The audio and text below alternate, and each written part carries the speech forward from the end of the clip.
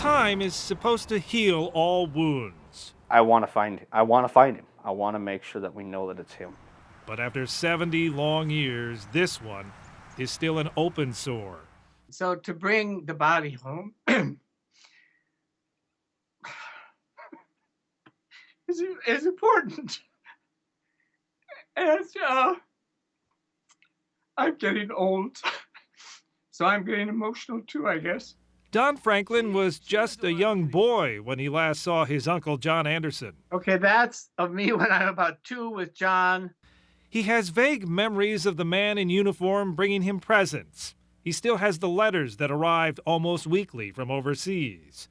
The last one mentioned he was going somewhere he had to keep secret. He just saw the fierceness and the violence of these wars, so he just wondered if he'd make it through.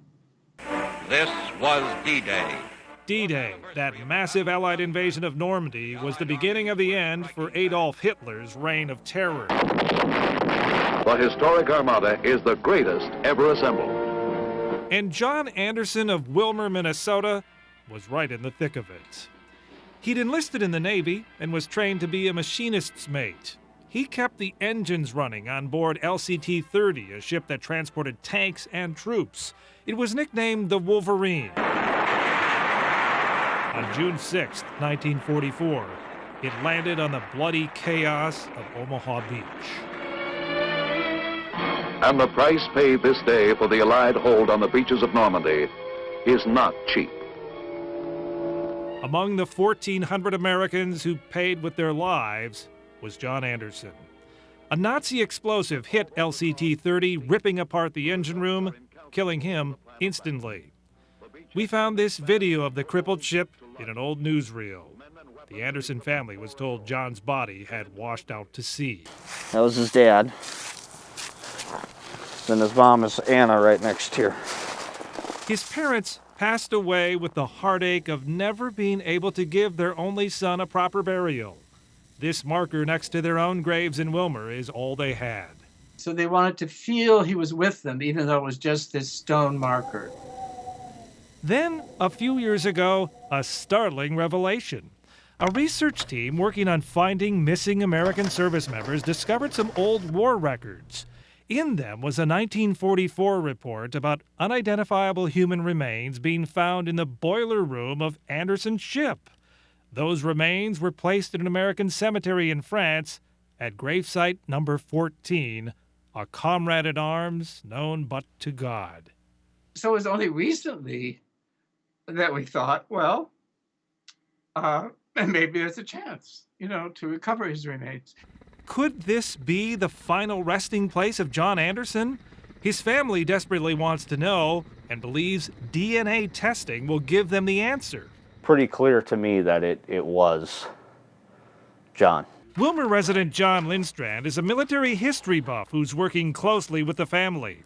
He's discovered additional clues, including this report from the ship's commander, that John Anderson was the only person in the engine room when it took a direct hit from a German shell. We're not going to give up. We're not going to give up on our missing and on our fallen. But so far, the Department of Defense has turned down the family's request to exhume the remains buried in Grave 14 for DNA testing. To be seeing John Anderson's family going through the same thing, it just drives you crazy. Jed Henry is a Wisconsin-based filmmaker who's producing a documentary about his grandfather, a World War II staff sergeant. One member of his grandfather's unit never made it home. Henry found compelling evidence that the remains of Private First Class Lawrence Gordon were in a grave marked unknown in a German cemetery in France. Working with the U.S. government is like working with a brick wall. The Defense Department's JPAC group, which is responsible for finding missing Americans, refused to exhume the remains and run a DNA test.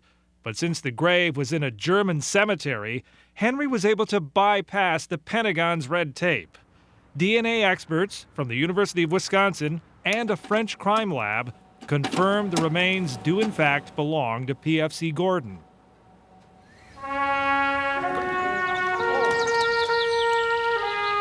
His solemn return home, some 7 decades in the making, was recorded by Henry.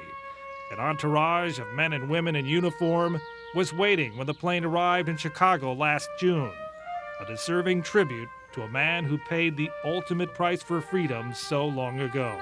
The same DNA expert who identified PFC Gordon is willing to help John Anderson's relatives find the truth. Yes, in my mind, this is one of those no-brainers. Military records indicate the remains in Grave 14 contain enough bone to do a DNA analysis. That is clearly a case where we should be able to go in, extract DNA, and give you an absolute identification of the remains. But JPAC wants what it calls clear and convincing evidence that proves John Anderson is the person buried here before allowing excavation of the gravesite and the testing of the remains. I think what we have to do is convince them, and I don't know how we can, that DNA now is the answer. The family fired off another request for the Pentagon to investigate just a few weeks ago. They are hoping and praying that their appeal for disinterment will be granted this time. It means a lot to me. For John Lindstrand, the mission is now personal. It's like family.